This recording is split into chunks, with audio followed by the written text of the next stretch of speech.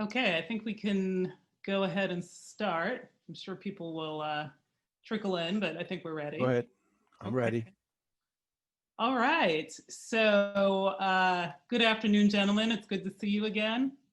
You. And hello to everyone that's on Hi, the call. Jene. Hello. My name is Jene Elzie. I am Chief Growth Officer with Athletes First Partners, and I am going to be moderating the panel.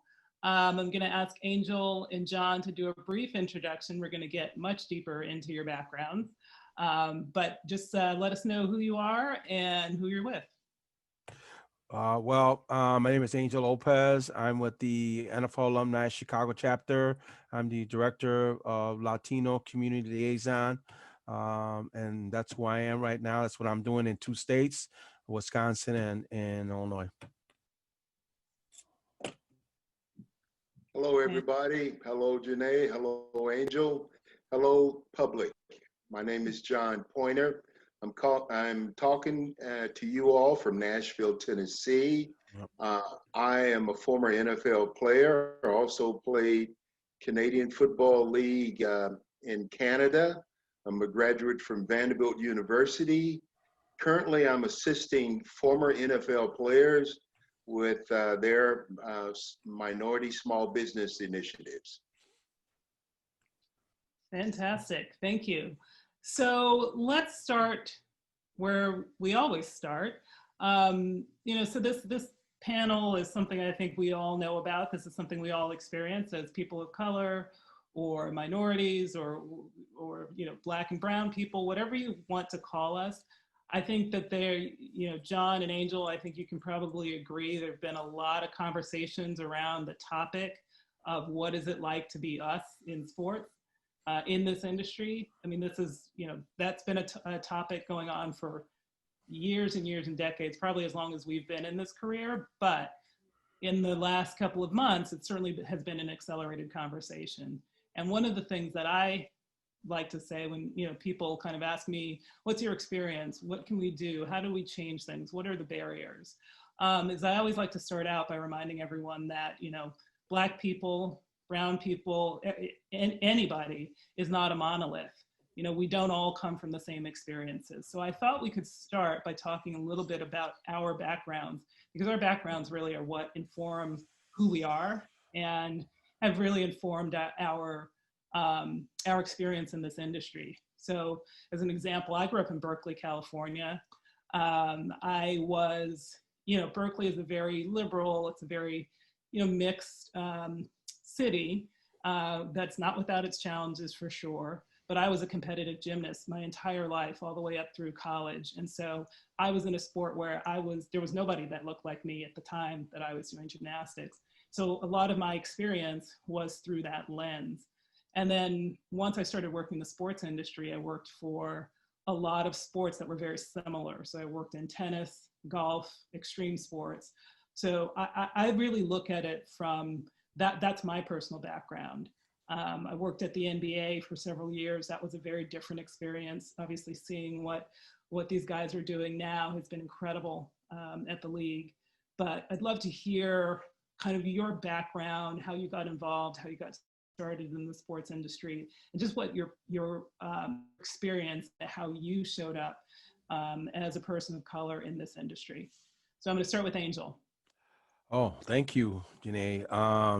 Wow, it's great stuff that you have there. And for me, it was a very long road for me being Puerto Rican, born and raised in Puerto Rico, um, and had the opportunity when I got into coaching. Was a very it was very hard. I've been cut many times from different NFL teams.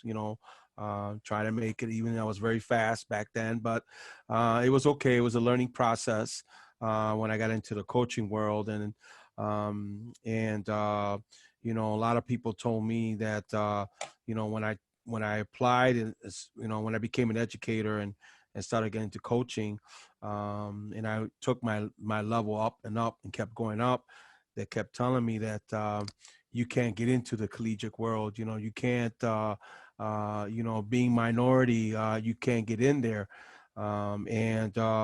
it was a very difficult road at that time. And even that I really worked on my craft and studied very, very hard and been among great coaches at that time.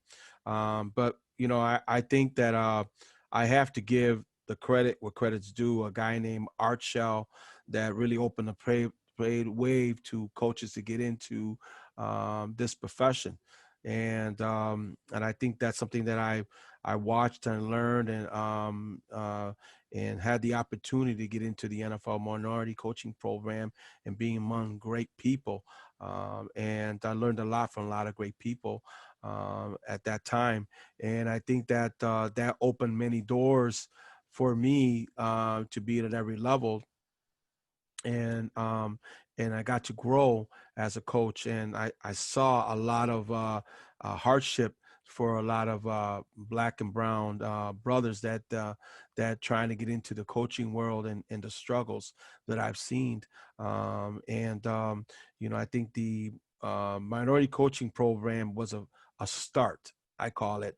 I still needs, to this day age, we still need more work out there to progress on that level. But for me, it was a very hard road, but many opportunities came, and they saw my talent as a football coach, not as a Hispanic man, but as a real football coach, and teaching young men how to play this game.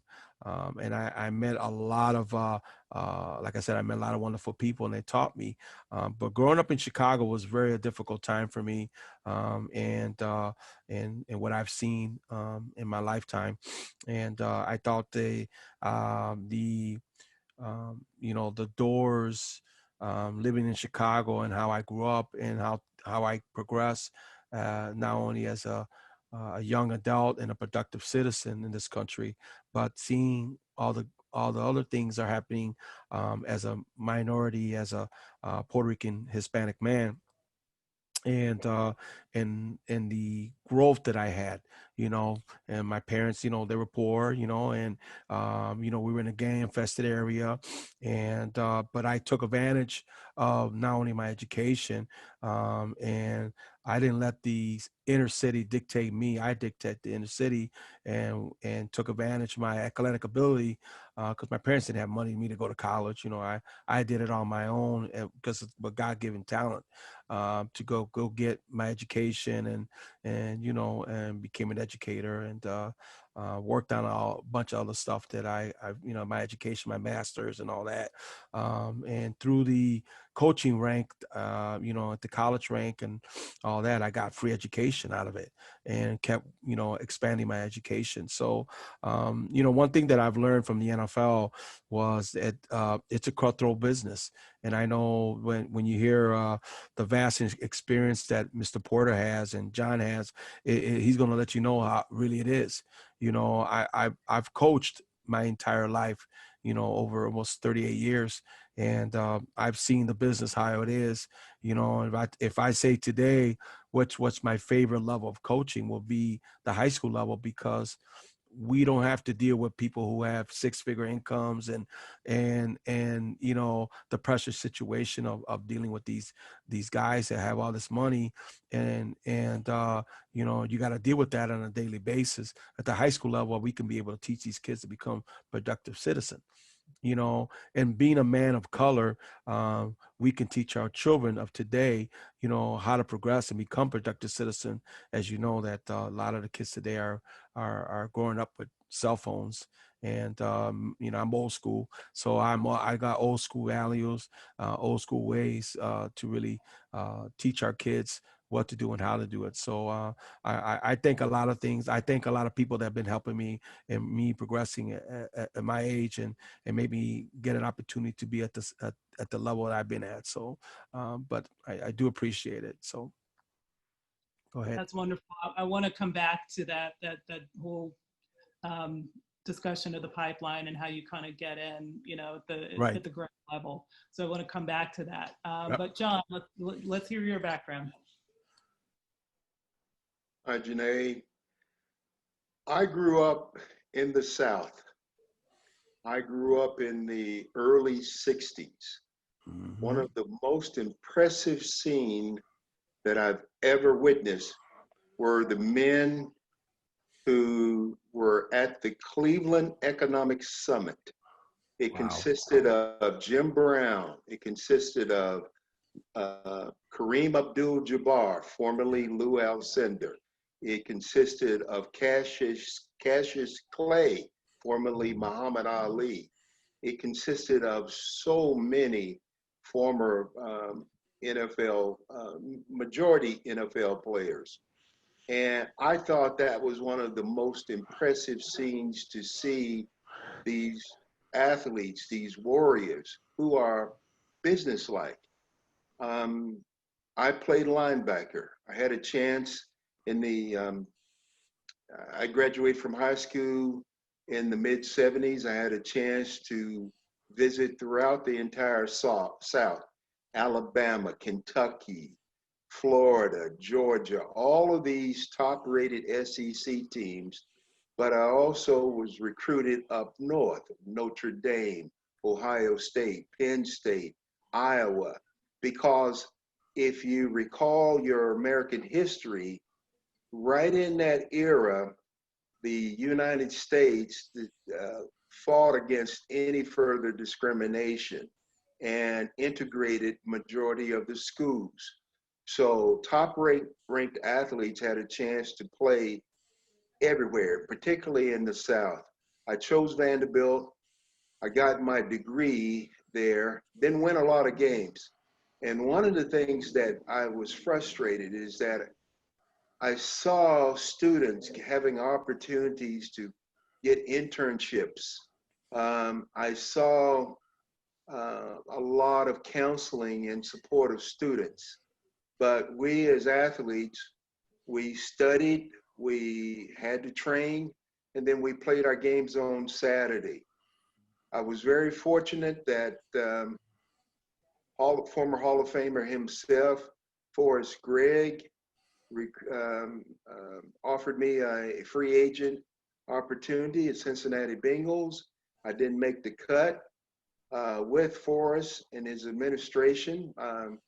They and with the viewing of the pro scout who represented the Edmonton Eskimos in the Canadian Football League, I had a chance to go to Canada. I played with one particular phenomenal athlete, Warren Moon. I had a chance to play there with Warren and so many other top rated athletes. As a matter of fact, one of my best friends is from Truman, Arkansas, Joe Holloman, which is on the other side of Memphis. And Joe and I are 30 plus years friendship till this day. Um, I made a point during my off season. I had a chance to fall in love with my 30 going on 37 years, my wonderful wife Victoria, who's from Montreal. So in the off season, I worked with a sports marketing company. We worked on behalf of National Hockey League. We worked with Major League Baseball. We worked with the Canadian Football Leagues. We did a lot. And I began to reach out and try to delve into some other small business interests. There in Canada, I met some of the top ranked petroleum distributors in their country. And one of my mentors introduced me in a particular meeting and said, "Hey, look, John is thinking about once he retires, moving back down south. We may need a marketing representative down there." Well, and first let me tell you, I had a chance to play with the Green Bay Packers as well. After I retired and came to Nashville, I started my own petroleum distribution company. Um, it rose to the top. I had a chance to receive a U.S. congressional proclamation as being a top-rated minority businessman. Unfortunately, there was a lot of fraud in these government programs. I initiated a full and investigative um, criminal investigation under the Small Business Administration, the same SBA that's in charge of PPP loans that African Americans, Latinos, and other people of color are not getting small businesses still to this day.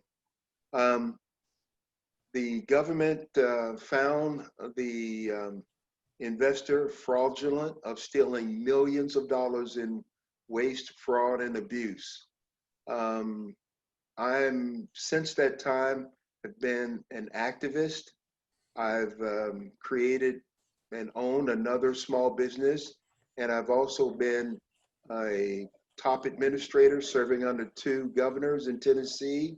And when Hurricane Katrina occurred in the state of Mississippi, I was called for duty to be the coordinator for the state for women and minority business in disaster recovery process. It's been a very long haul. I'm continually to be an advocate to try to put in play more, better opportunities in this economic wealth development. That's fantastic. And that's something I want to dive into a little bit more, because I think it's, people talk about the sports industry like it's this one massive thing, and then we think about the big, the leagues, the NBA, the NHL, when the reality is that so much of the sports industry is supported by small businesses and communities. So we're definitely going to come back to that. I want to talk about a little bit about, Angel, about your comment about kind of how we get into sports, how all 3 of us got into this industry.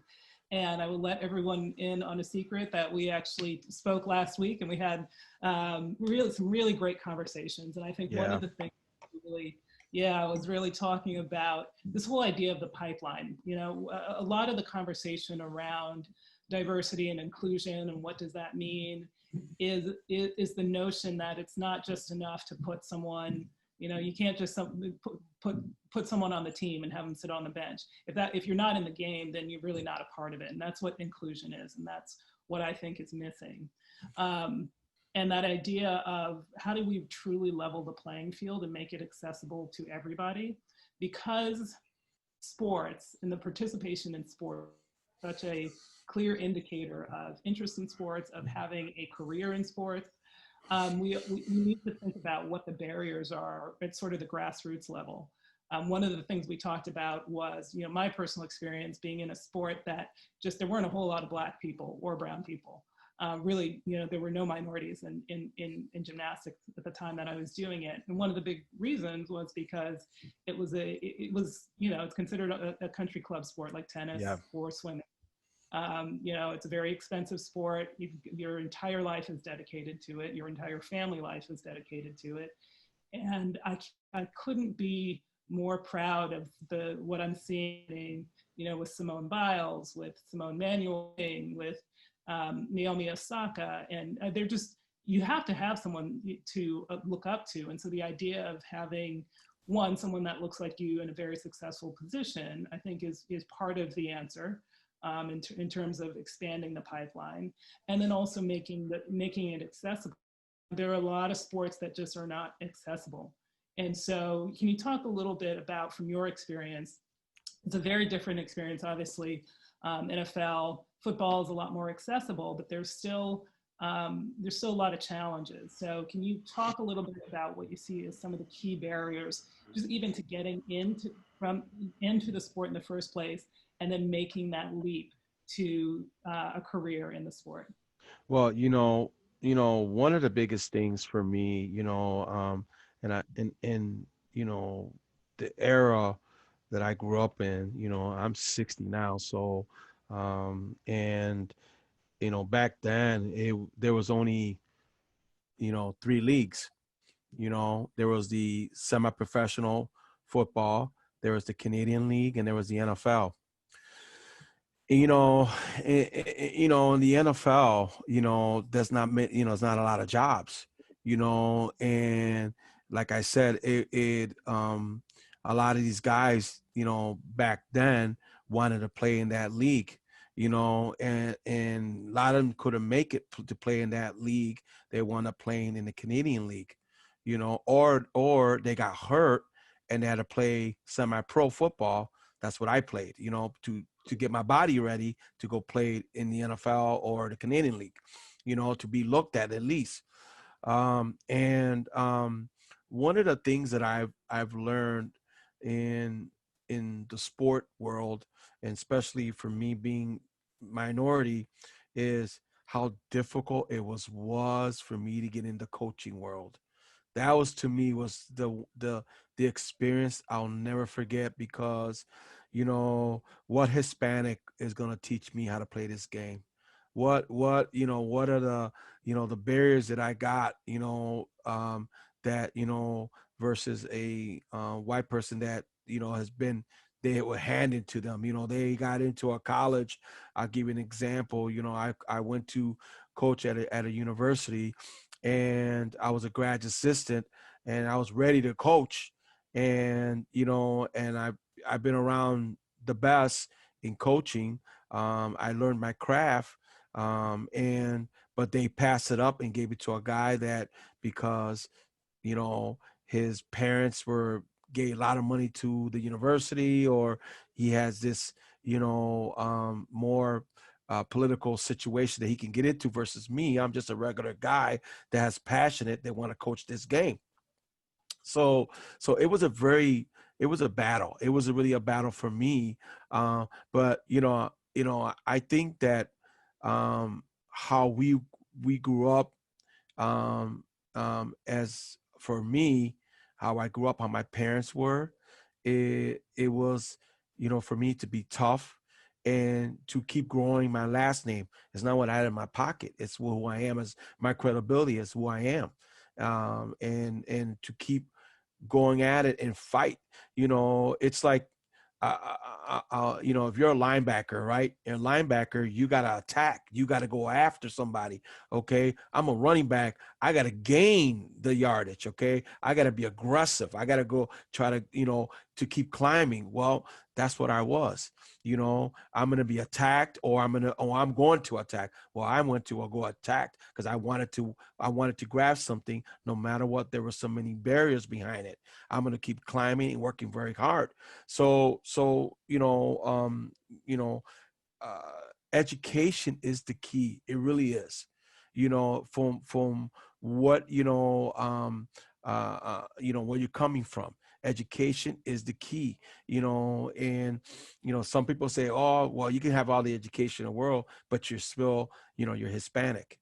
You can't get through what you got to get through. Well, you got to fight. You got to really fight through it. And that's what I did. And I make sure that happened. And by my own count and my own credibility, I made that happen. And I'm not going to let nobody tell me I can't. So, and by us teaching, people, they see what you're doing, they're going to follow you. They're going to follow a leader, and I learned so much from my parents and what they did and how they came into this country and how they struggle. And as I am in the coaching world, how I struggle, and it was, I went to a private school, and in Chicago, I was the only Hispanic kid on that football team. I was a great baseball player. Don't get me wrong. I was good because that was our culture. In Puerto Rico, we played a lot of baseball. And we played a lot of it. I was very good at it. So my baseball coach said you should try out for football, because I ran 4.21 in the 40. I didn't know how fast I was as a kid. I was stealing. I was going against guys who were playing are going to be D1 players at the college level, baseball players. I was hitting 96-mile fastballs in my freshman sophomore year like nothing, because guess what? In Puerto Rico, we see that stuff. Okay, we're used to that stuff. My dad was a baseball coach, so he taught us a lot of things. In Puerto Rico, you see guys throwing 90, 92 miles an hour at 15 years old when you're playing against Dominican players or other Latin players across the world. So when I played in the States, is to me was like second nature. I could hit anybody's junk or fastball because we're used to it. So to me, that was a natural gift for me. Okay. But when I first started playing the sport and tried out for the sport, I got hit one time. I said, "Oh no, I ain't gonna play this game. Oh no, no way." And I was a boxer too. So, and then the coach says to me, "Run around him, use your speed," and that's what I did. And then I turned out to be loving the sport. The sport taught me so much, Jene. It really did, because the whole team, what I noticed, I was on an all-white team, the only Hispanic, but the thing was so cool about this game is that once I put the helmet on, it was only one color, you Yeah. know, and they liked me for who I am. They got to know who Angel Lopez is, you know, and it really was a very nurturing thing that I saw, and growing up in Chicago, um, I'm going to say this so you guys can understand this. Growing up in Chicago, I saw a lot of things. I saw, one culture being spoiled versus one other culture not being spoiled. Okay. What I mean by that, I'll elaborate. What I mean is that professional team in Chicago takes care of one culture, but doesn't take care of everybody else, you know Yeah. and it's not fair. You don't do that. And I watched as a kid. My favorite team was the Bears, and I loved the Bears, but I saw what they did to one community but forgot the other community, Yeah. and I go to my mom, Mom, why in the west side of Black African community get a new playground, but why we in the Hispanic area can't get anything? Yeah. And my mom says because they're complaining a lot and they want to get stuff. And that's what she told me. I didn't know any better, you know. Mhm. And I saw that, and I'm growing up, and I'm like, wow, we don't get anything. So when I was 15, I wrote a letter to the Chicago Bears and never got an answer. Right? It's Mhm. so funny how life works, right, ladies and gentlemen? How Is- life works. It comes in full circle. My mother taught me that. My father taught it. So guess what I did? After got at every level in my adult life, I started blessing our Latin community. But I started blessing not only them. I blessed the Black African community, the Chinese community, everybody from all walks of life. Because guess what? We're all together. It's not just one. You know what I Yeah. mean? And that's the Um, way you got to think that way. yeah. And I'm really glad you said that, because I think what's really important, when we talk about people of color, um, it's very easy for us to all get sort of separated and pitted against each other, because Thank you. that's right. Yes. That's what keeps us down. Um, and idea, whether it's Black, Asian, Latino, whatever the culture is, how do we think about, and particularly in the community, how do we think about um, sticking together and not having a situation where there is, that one side is getting more than another. And I think we're all very aware of this right now with the Black Right. Lives Matter Right. discussion. Like, how does everyone fit into that? I think that's a really interesting conversation. I'm glad that you brought it up, because I think it's interesting to hear your perspective, and specifically in a war like the NFL, where there are not a lot of Latino players or representation. And so you think about how that trickles down to the community But level. Janae, let me tell you something. It is growing. It is growing to Latinos now because you already have a Hall of Famer already, Anthony Munoz. He is growing, and there's other Yeah. now more and more. They're growing Latino players more than ever, and it's growing in the league. You know what I mean? So it's like it's starting to. But you're right. But here's the thing. Here's the thing. And I love what John is doing, because John is helping a lot of players who are having businesses. Okay, and I'm going to give you an example. I'm doing the same thing he's doing. And the only difference that I am doing it, I'm trying to teach the guys to understand the culture, to eat, to play, and to work, and to understand how to come together. and understand each other, collaborate. And then when you do that, what happens is they start growing, they start understanding. Let me tell you something. I never took a Puerto Rican kid to go play golf. I was never playing golf. Just like you said, I never played tennis. I never got to see a opera. I did that in my adult life. I got to play golf. I got to play tennis. Okay. I got to play hockey. Hockey is another sport that's very expensive. Okay. So you're right. There's things that we have to educate each other and come together and of greater of good and educate each other. It's so wonderful to hear some, I'll say maybe 10% of our brothers and sisters, black and brown, who are doing that exactly, helping within a circle, the Black and Brown Initiative or other cultures, and helping them grow. And that's the key, is to help them grow, not just to make it, okay, the Black Lives Matter and that's it. You can't do that. You gotta have dialogue. You gotta talk, and that's what I love about coaching. That's why when I coach kids, I coach Johnny. Johnny mommy and daddy make 6-figure income. But Jose, mommy and daddy, father's working at a factory, mommy's working at a sewing company, and they got food stamps. They got to eat 5 days a week, rice and beans. Okay. But Johnny's eating steak, in the eyes of us, that's envy. Okay. That's like, wow, I'm nothing, but his parents got, they got money. How are you going to connect those two together?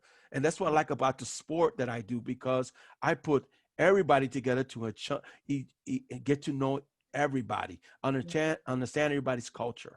Yeah, and I love that. And so, John, I want to pick up on something Angel said towards the beginning, was this idea of the scenario where you have a job, right? You're up for a job, and this industry is so insular. Everybody, people give jobs to the people that they know, the people that they feel comfortable with, and that's been, a long part of this challenge. And so one of the things that we're talking about expanding the pipeline is really everyone getting out of their own bubble.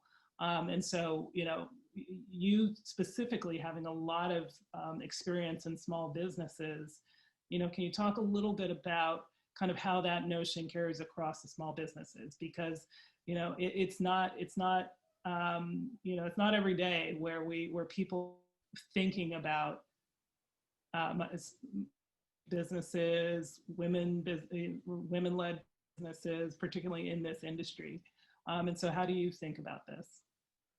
Well, Jene, first I want to add on to what Angel stated earlier. There's not a lot of networking. Back in the 80s and 90s, when I was in college, I saw the coaching staff bring in their friends, bring in their brother-in-law, all of these necessities. And again, I was impressed with men of color in business suits. I was impressed, as they used to say, from the get-go back in the 60s. So I would watch the athletic administrator in suits. I would watch men and women come in and out of the administrative offices in dress clothing.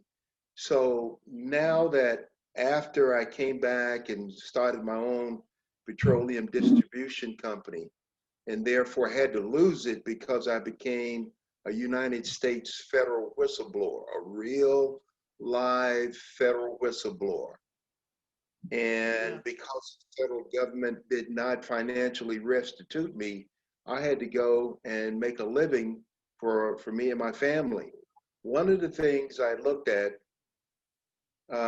my former athletic director, was Roy Kramer. He's still living.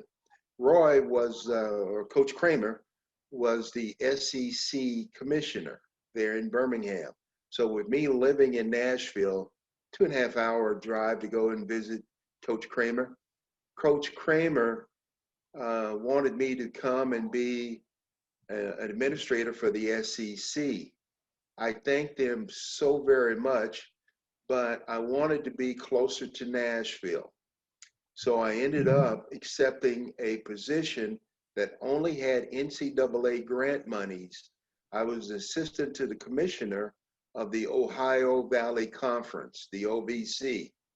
I only received $11,000 for my salary that annual year. Nevertheless, I wanted to start yet again another interest in of my career curiosity. I want to say I eventually had an opportunity as well to become the assistant athletic director in fundraising at Middle Tennessee State University in their athletic program.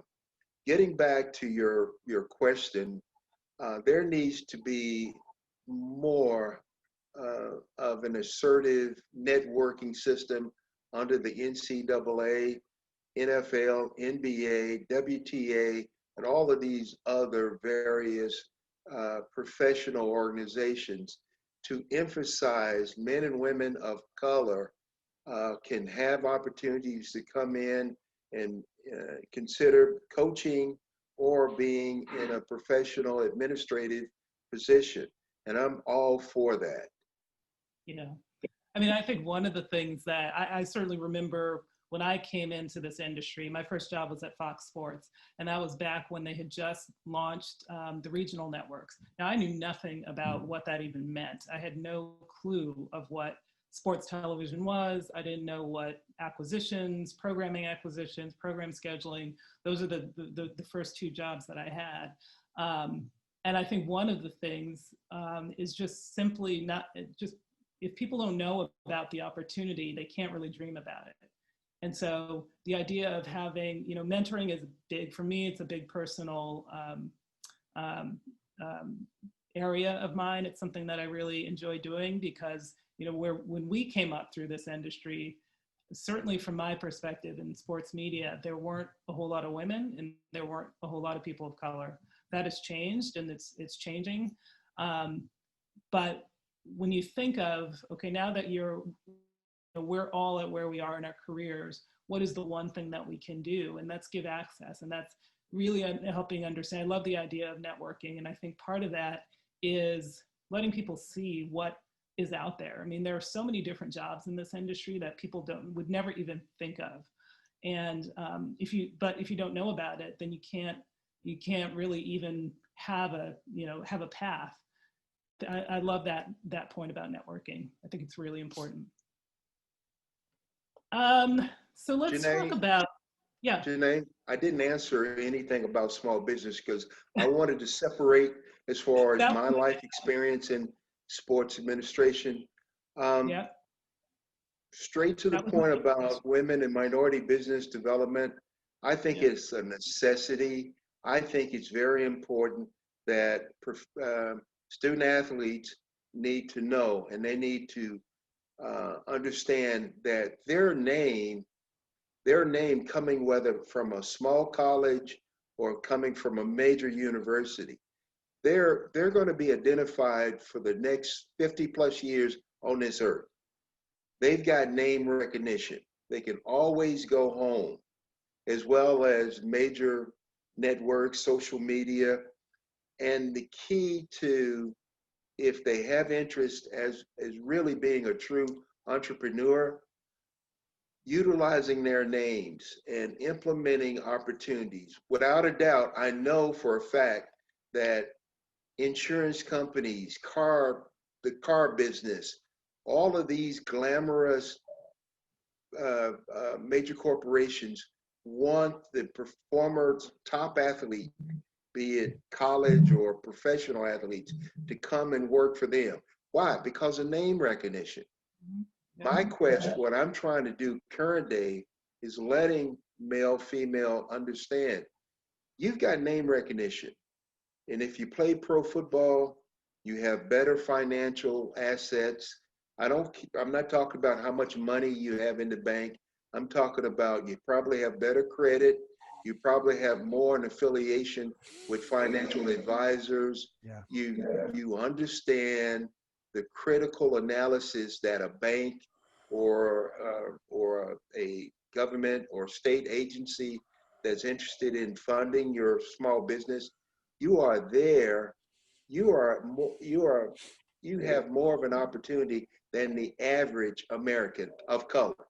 So I'm letting these guys and girls know small business is where you can still have the freedom. You can still utilize all of your attributes, all your talents. You can put that energy, that effort towards that. Now you have to understand you may start off with not earning a cent, not earning a dime. And trust me, I've got dollar bills on the, in picture frames of some of my first dollars of starting businesses. But the key to it is that understand who you are. And I want all of the listeners and viewers out there in society to know that you can be, after you graduate, and if you don't make it to the pros, it's okay. Look into small business development, understand it. There's federal and state training centers across the nation that can assist in their verification and understanding of how to be a small business entity. And that's what I'm trying to do now. And we'll talk about that later, I'm sure, because you've got it on the agenda.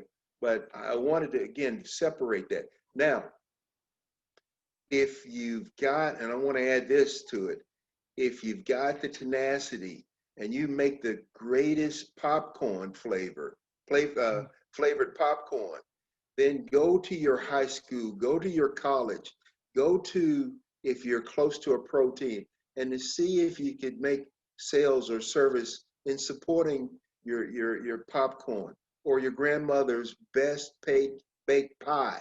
You may be able to sell slices, and there's procedures of how you can become an entrepreneur, gaining ground into a college, into a protein that's in your cities. They can open the door. They may not let you know it's there, but it is there for you to open the doors. So all you sports entrepreneurs that's out there, there are opportunities for you. Yeah, and I think that's a great point. And I don't know if we can share resources, but hopefully after this call, we can connect with the conference and see if we can provide some of those links and some of those organizations that you talked about. Because again, it's so overwhelming to think about small businesses, big business, all the businesses in sports, all the ways you can be an agent, you can be a coach, you can be a broadcaster. And so, providing resources and help so that everybody's not trying to figure this out on their own is really, really important. So hopefully we can, I'm putting the organizers on the spot, but hopefully we can follow up with some more information there. And then let me go to a different topic. We've got about 15 minutes, so I'm gonna leave about 10 minutes for Q&A. In case anyone has questions, they can start putting those in the chat now. So, a lot of the discussion around Black Lives Matter, social justice, racial justice, obviously starting with Colin Kaepernick and kind of working our way forward to where we are now. The athletes certainly professional athletes have certainly taken an outsized role in what is happening in this country. And I think that's, that has been really gratifying to see. There's people that are really trying to figure out how they best use their platform. But then, at the community level, so the whole idea of fighting police brutality as one example, which is what Kaepernick originally took the knee for. a lot of the conversation around that, you know, how do we address this one specific area? It starts in the community, right? Like most of, I can't remember if it was Angel or John who said it, but the conversation needs to happen. And so can you talk a little bit about whether it's police brutality or whether it's, you know, anything else that's really, you know, there's so many layers to this, but how does community engagement, how do you think about community engagement? Because being so connected and having played sports in the community, working with young people that play that are in the community, how do we think about that aspect? Well, one of the things that I suggest to all of you wonderful people out there on this conference, you can start tomorrow. You can have conversations first and foremost. If you live in a city, you weren't born there, but you've been there a few years, you know your way around, you could try to get involved one step at a time. If you help in a community center, if you want to help at a church outreach program, if you want to help as far as a city type program. And let me back up and say this about our American history. We must know our American history. Under President Ronald Reagan, they retracted all the funds out of community centers across the nation. Sports community centers were the best thing happening in the 60s, 70s, 80s, and Reagan took all that money out. So there has to be dynamics in order to support the men and women of color without making sure they understand these are still mentors that can support them.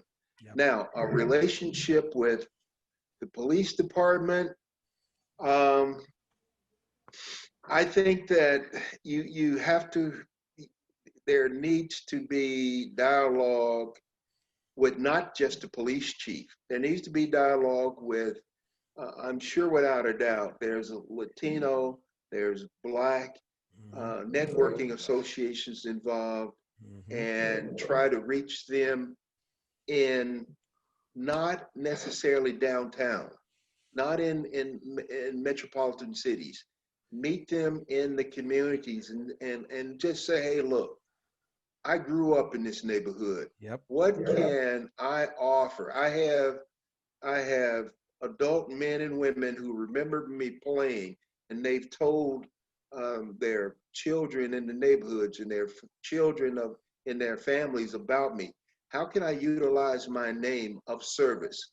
Start from there and see how that it can go. Then as you get things going, you go back to the same police officers and say, hey, thank you for the advice. We're making some radical changes. We want you guys to know as well. We hope that you're making radical changes as well. Utilize your name as well via this social media and utilize it as far as your town's, I don't want to say newspaper, but your local ABC, NBC, CBS TV outlets, and say, here's what we're doing in the outskirts of Chicago, in the outskirts of Nashville, in the outskirts of Brooklyn. Here are what we're trying to do, and we're trying to make a difference. Take one step at a time. For big celebrities just to come in and put money in it, which is great, and then leave. The families, Angel will tell you this, and you know this, Jene.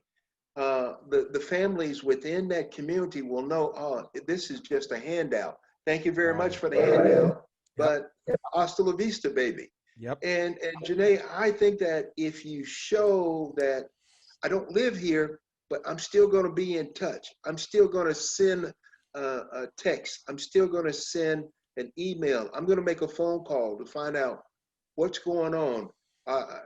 You want me to come down and be a part of this? Be a part, participate. and I'm gonna be quiet. Wow.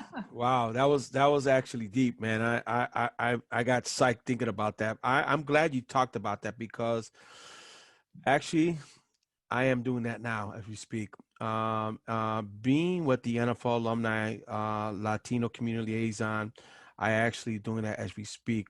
So I'm working very closely with a lot of my classmates who are mostly all police officers, lieutenant sergeants, and all that in Chicago, and also here in Milwaukee, Wisconsin.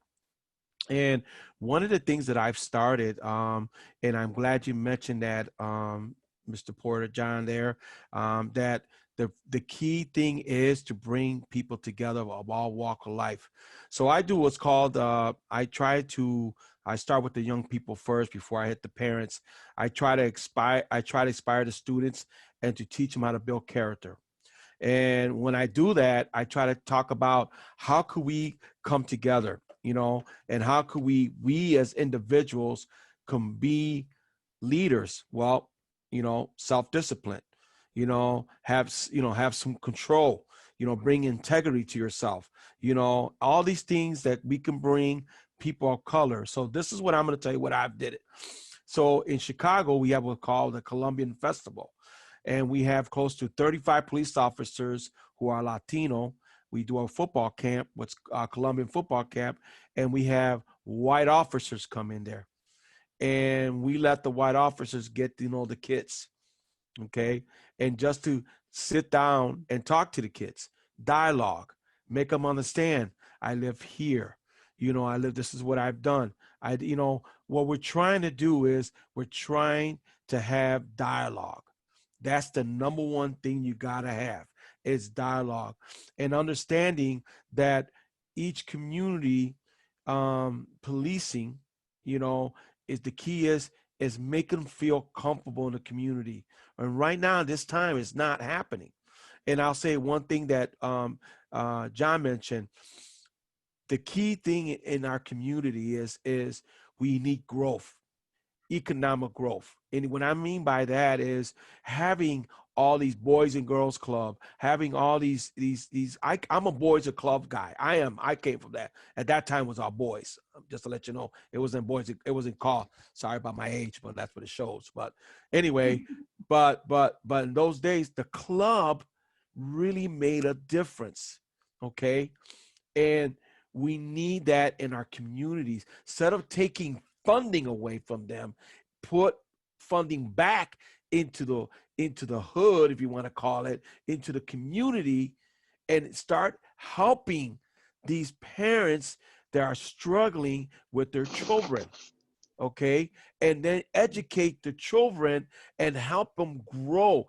If they're having academic problems, 90% of our black and brown kids, and I'm a principal, so I'm gonna let you know, they're having ADD, ODD, okay, defiant, attention deficit, what's going on at home, okay, they need help. If you wanna call it PSD, that's what we have in our community, okay?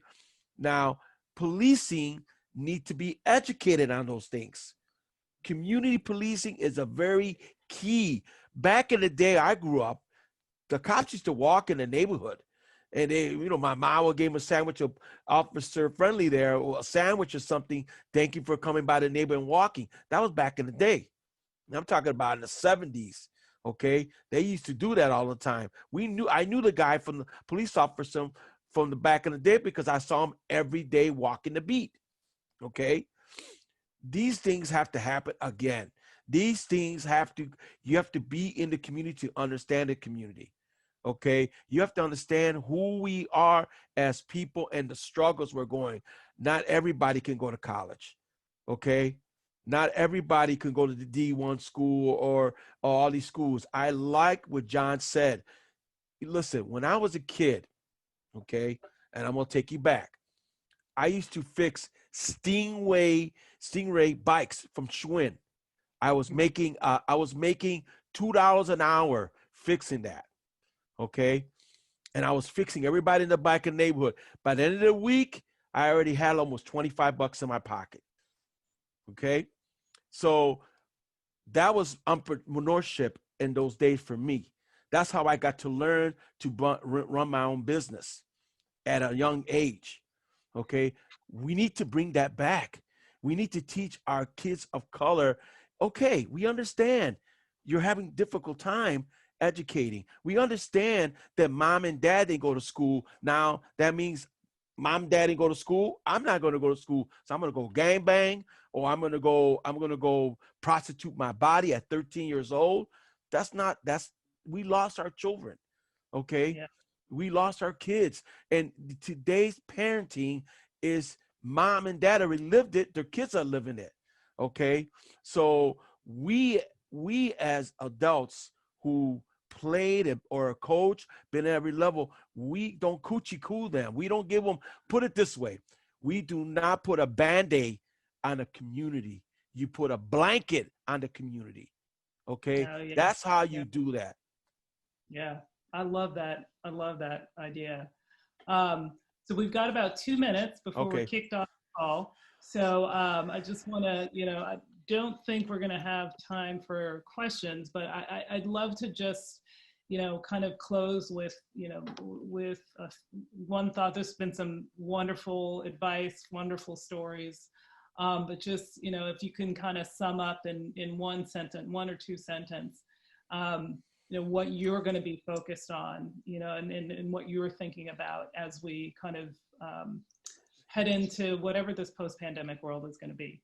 Let me say this to I'm sorry, Jene, but let me say this to the beautiful people that are out there.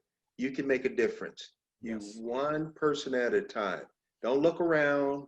You don't have to wait on some well-named and well-respected figure in the community or from the city. You can make a difference. And you don't have to beat your chest and say, look what I'm doing, or look who I am. There's a thin line. Just help. Just make sure you be a mentor for the ones that are around you. That's great. Coach Lopez. I will say, teach to become a productive citizen of color. Okay? That's how you beat the system.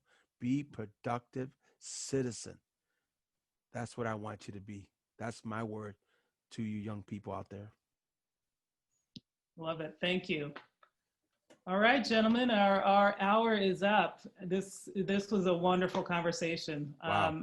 Thank you. Thank you for your time. Thank you. Excellent. All right. All right. Peace out. Peace. Bye-bye. Bye, guys. Bye.